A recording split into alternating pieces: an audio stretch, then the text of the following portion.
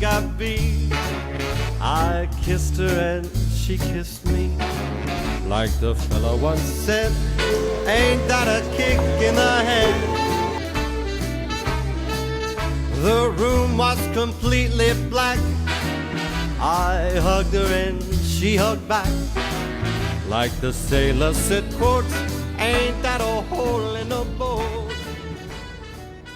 2016 congressional candidate, Mississippi Congressional District 4, Robert L. Deming III. Our forefathers, the founders of this great nation, contemplated a society founded on the rights of an individual, the inalienable rights endowed to us by our Creator. As such, they codified this belief in the Constitution and used restrictive language to provide for a very limited federal government. Thomas Jefferson once wrote, "The greatest danger to American freedom is a government that ignores the Constitution." We face that threat today now more than any other time in the history of this great nation. Our leadership in Washington must be resolute, principled, and prepared to fight for our Mississippi values. Republicans may take the executive branch this election cycle. However, the Republican leadership in Congress and the legislative branch lacks principled leadership. We need leaders that will fight this Washington cartel. We've got to return to the party of principle. We've got to be the party we used to be, instead of a network for lobbyists, elitists, and string pullers. It's time to restore our republic. It's time we elect leaders that will go to Washington and remain conservative. Not just say they're conservative, but actually walk the walk when they talk the talk.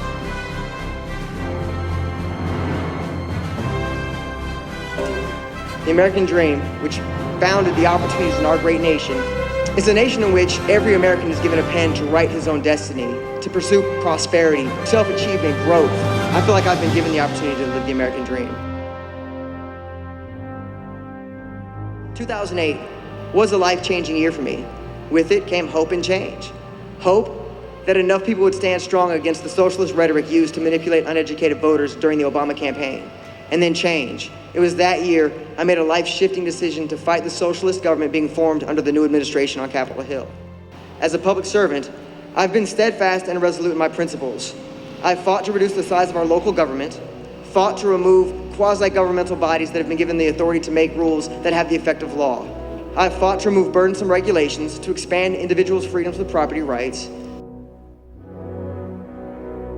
Every and all tax increase that ever came up, I've been against. I've pushed for tax reductions to spur growth and local development. I've fought to clean house of wasteful spending.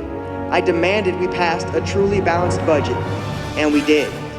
I've been fortunate to have had the opportunity to start my political career at the local level.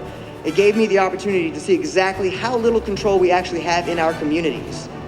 The framers and founders of our country established the House of Representatives, the largest house in Washington, the house and the body closest to the people, which leads me to believe the people should have the most control.